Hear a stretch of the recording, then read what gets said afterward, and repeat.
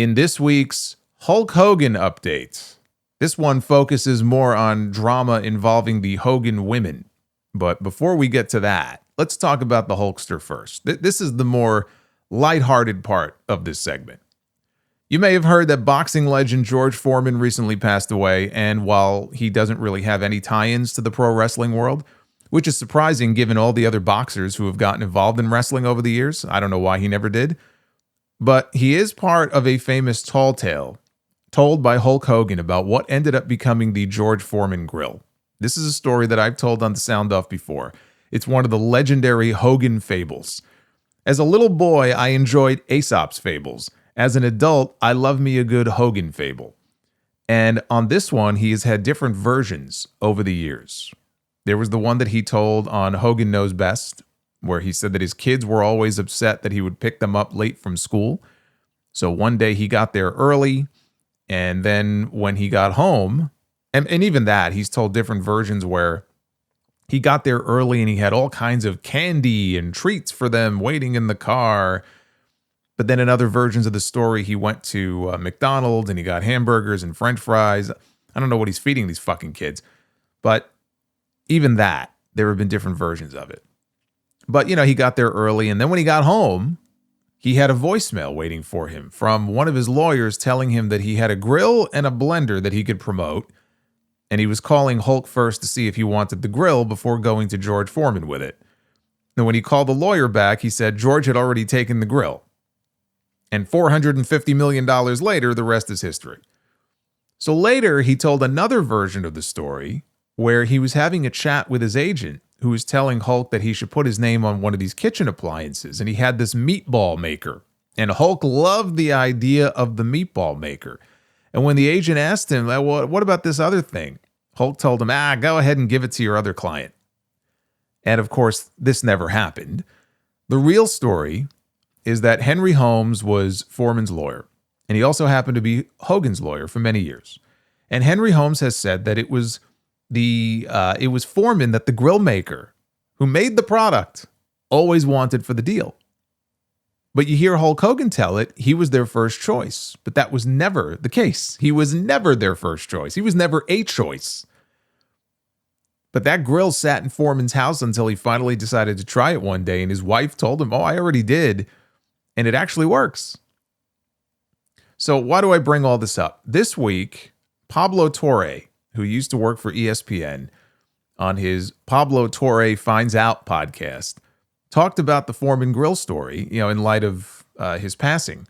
And he actually got a statement from the family of the Foreman Grill maker, Michael Bohm.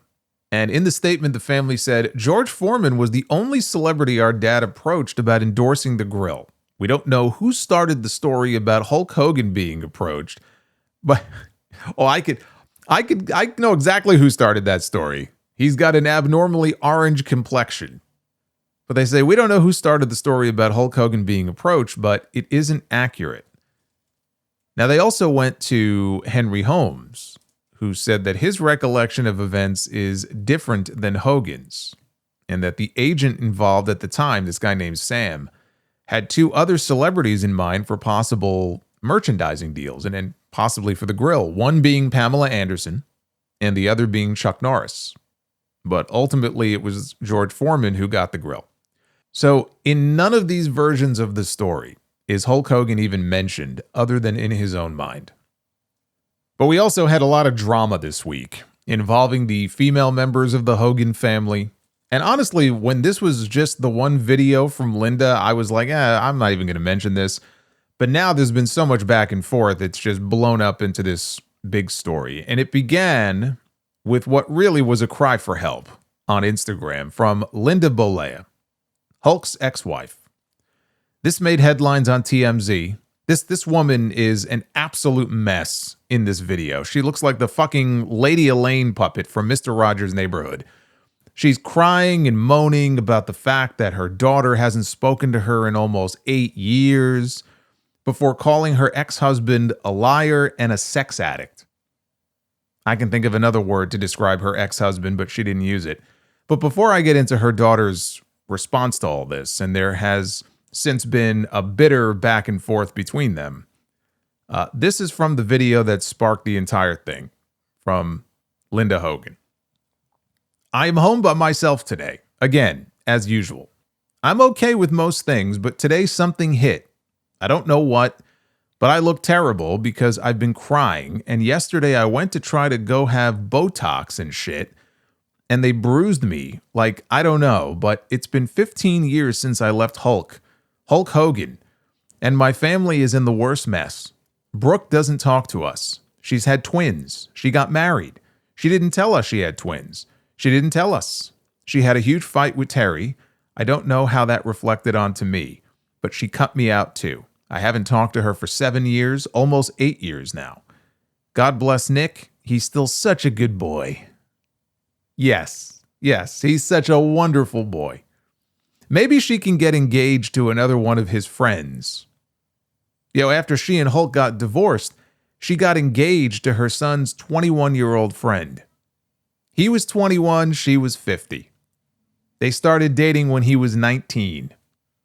They ended up calling the wedding off. Shocker. Had they gotten married, that would have made him Brooke's stepfather. And Brooke was a year older than him.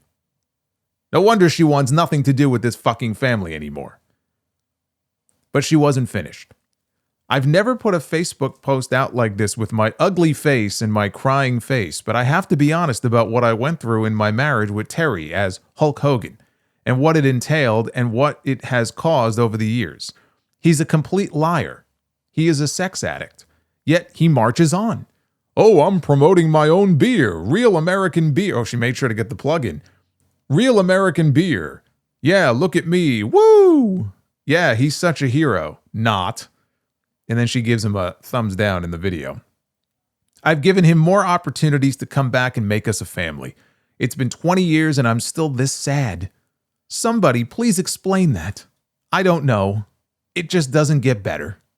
I do love living alone. I don't ever want to be married again after him. Trust me.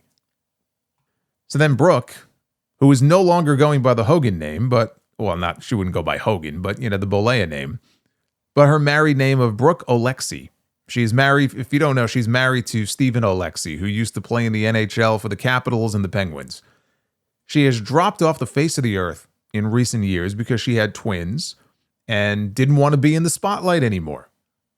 Plus, she wanted to get away from her family. She took to her Instagram to address her mother's rant, and this is very long, but I think it's worth reading the entire thing. I try very hard to ignore issues surrounding my family in hopes that I might have peace in my life. Sadly, I've intentionally made myself smaller in my professional career in music and TV, simply to dodge the public negativity surrounding my family that has continuously and relentlessly overshadowed anything I do. If it were just me, I would continue to take the hits and shrink even smaller to avoid the dangers of speaking publicly. But I have my own family now, and it's affecting more than just me at this point. There was a recent video posted by my mother that was concerning enough for people to send to me that has made me feel the need to address the tip of a very large iceberg that is my immediate family. What little I am addressing does not even scratch the surface of what I've dealt with my entire life. I will start by saying this video is mild compared to behavior that I have witnessed for the greater portion of my life. This also comes in addition to false claims that she's previously posted, then deleted. That being said, she has been through a lot of trauma and pain. My heart breaks for her. You can't control how others treat you, but you can control how you treat others and cope with things. Too many times I have ignored things said about me and haven't spoken my truths. Even so, I will keep things as vague as possible to continue to protect people that should have protected me. Most importantly, I have completely separate reasons for going no contact with each of my parents. No contact with my mom has nothing to do with my dad, and no contact with my father has nothing to do with my mother. This also pertains to my dad's second and third now current wife. This decision was made based purely on how they have each dealt with me directly my entire life. What I am about to say is not pointed at either person, and is in no particular order when it comes to who did what. It is my own personal truth, and you can do your own math. I have been extremely verbally and mentally abused since childhood. Sadly, it would frequently turn physical. And sometimes it's not by the person that you would assume. Abuse comes in all shapes and sizes. This vicious pattern has robbed me of any sense of self-esteem and confidence that I have been trained to pretend to have. It took me many years to figure out the things that were seemingly done, quote, for me, really benefited someone else in a greater capacity. Up until adulthood, I've received berating and vile text messages, verbal, public reamings with unbelievably hurtful words said to me that cannot be forgotten. I've been asked to defend poor behavior to the public and have done so out of love, only to find that I was misinformed, manipulated, and lied to. Still to this day, I have faced constant ridicule for those poor decisions of others. I've watched others benefit financially off of my suffering and embarrassment caused by their selfish behavior. While it caused my life to crumble, I continued to stay strong and silent. I was expected to, and did forgive massive blows to my career and personal life, nasty behavior, omissions of truth, blatant lies, manipulation, and repetitive errors in hopes of renewing previous family bonds. I have been used as a pawn, a buffer, and been treated like I'm downright stupid. No child or human should ever experience something like this. Feeling injustice, not speaking my truth, dealing with smear campaigns, enablers of this behavior, watching fake win over what's real, and losing other family members and friends in an attempt to stop gossip and ongoing drama is also a painful side effect of this decision that I deal with daily.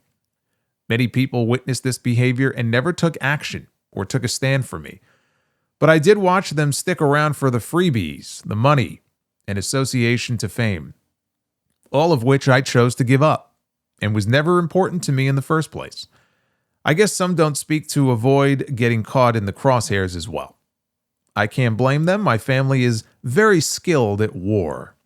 I so badly wanted to see good in them, protect, help, and start anew, just to be disrespected again and again. I longed for a normal family, but it never came. I've repeatedly held my hand out to help them, only to have them pull me into the darkness with them. I've set boundaries that were not respected, and at this point, I can truly do no more. So here I am, as an adult with a loving husband and 2 beautiful children of my own. And what I can do is take control. I have been to therapy. I am doing the work. I am breaking the chain. It ends with me. Each individual on their own has given me more than enough reasons over the years to make this extremely hard and painful decision to end contact.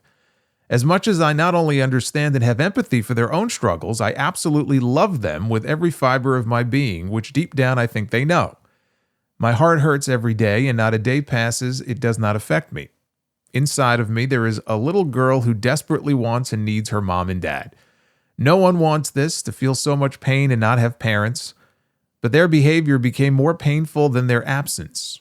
I hope one day they realize, appreciate, and respect why I have chosen to remain as quiet as possible, not exposing specific names and details of certain experiences to still try to protect them.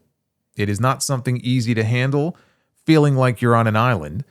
Many don't know that years ago I waited tables to build my own business with zero financial help from others, but I have worked hard my whole life. Cycles must be broken. I feel God has given me the strength and duty to do so. At this point, my husband, my children, and my relationship with God is my priority. There have been more than enough chances and reprieves given. It has to stop. It ends now. I will not let the false narrative continue past this point. Please heed my warning. I am choosing peace, but do not mistake my kindness or silence for weakness. There are families without food, parents with sick children, real hardships going on in the world, and our family was more than blessed, and everyone chose to play their cards differently. Accountability is a game changer. Life is so precious. I want so much to be able to enjoy what's important.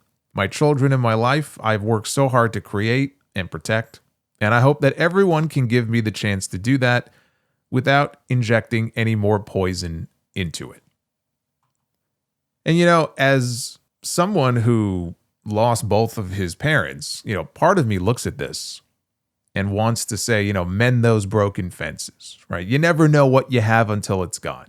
Your parents aren't going to be around forever. But just because they're your parents, just because you're bound by blood, does not mean that you are obligated to them for the rest of your life. especially if you feel like they're making your life worse and not better. And if they're not acting like parents, if they're acting like a spoiled brat. What she's alleging here is abuse, which is very serious. I have a lot of respect for her cutting out the toxicity for the sake of her own family and, dropping out of the spotlight and doing her own thing. Now, it wasn't 24 hours later, after Brooke released that statement, that Linda responded on her Facebook page. And so what did she do? This woman who bemoans the fact that her daughter, her only daughter, will not speak to her for 8 years, and that she doesn't even get to see her grandchildren, right? So what is her solution to all that? It is to attack her. This is what she said. Seems narcissism runs deep in this family. Brooke is a narcissist, just like her dad, going out and spewing lies to everyone, and I'm supposed to defend my truth against that. I'm not about to do that. It seems to me that she doesn't want the truth being revealed to her new husband and his family about who she was and things in her past. I think I spanked Brooke once. Yeah, I called her a couple of names, but by no means ever treated her the way that she's painting it. They had cell phones. She could have posted horrible things about me back when all of this was supposedly happening, but she didn't because nothing was happening. But when she took her dad's side after the divorce and wrote the wonderful Mom song and went to all the tabloids because Terry was using her as a tool, her memory is completely skewed about the treatment that she received growing up in our household. And you can talk to anyone. You can ask anybody. You can ask Terry. None of that stuff ever happened. It's her angle to keep her family away from her now, revealing who she used to be after drinking a half bottle of vodka. She was so drunk she broke my collarbone and cut my lip and insisted everyone take her to the hospital because she was poisoned. And she wasn't. She was just drunk. There's many stories like that. I'm not going to go on, but I'm going to defend myself against these ridiculous allegations, or not defend myself. She says instead, I'll do that in court if she keeps it up. And as I read this, it reminded me so much of Vicky Guerrero's response to her daughter 2 years ago when her daughter accused her stepfather of sexually assaulting her on the Jericho cruise in 2020. I was on that cruise, which is creepy to even think about. She said that she wasn't the only one either, but that was their story to tell. Chavo chimed in at the time on social media and said that he had been helping Sherilyn privately ever since, basically throwing his full support behind the daughter. And so Vicky's horrendous response to all of this at the time was to attack her daughter as a narcissist and as a drunken whore. In so many words, is basically what she called her, and threatening to take her to court. Sound familiar? I had to do a double take to make sure I wasn't reading Vicky's old post. And nowhere in Vicky's post, by the way, did she ever deny her daughter's claims, which was very interesting. All things considered, I actually thought Brooke did a good job, though, of keeping it civil and holding back on her mom. It sounds like she could have said far worse about her, but she opted not to. But Linda decided to go scorched earth, and she decided to go into attack mode. This is a woman who is completely oblivious to the fact that she may be part of the problem here. Evidently, she doesn't think so. And so Brooke responded again, saying, first of all, it appears my mother may not have actually read what I wrote. She absolutely did make false claims like she had never met my husband and she doesn't even know what his name is, and then deleted it. She went on to claim that despite her mom saying that she hasn't spoken to me for a number of years, she has a picture with her and my husband together on a day that we did lunch together. I did not ask for this, nor did I even want to make a statement, but I also couldn't let people continue to speak for me. My name is continuously brought up in the constant drama of my family. My post did not directly accuse anyone of the behaviors mentioned. So if she's triggered by something, I think that speaks volumes. She is, however, making a serious accusation against me directly that has zero validity, and that I take seriously. I have plenty of people who know the truth, and I know the truth, so I am not afraid. I showed compassion for her in my post. At this point, I think her response says more about her than it does about me. So Brooke's husband responded to all of this next. I mean, this is just this cascading drama here, which is one thing after another. So he responded on Instagram that he could take no more of seeing his wife's name dragged through the mud. And this is what he wrote.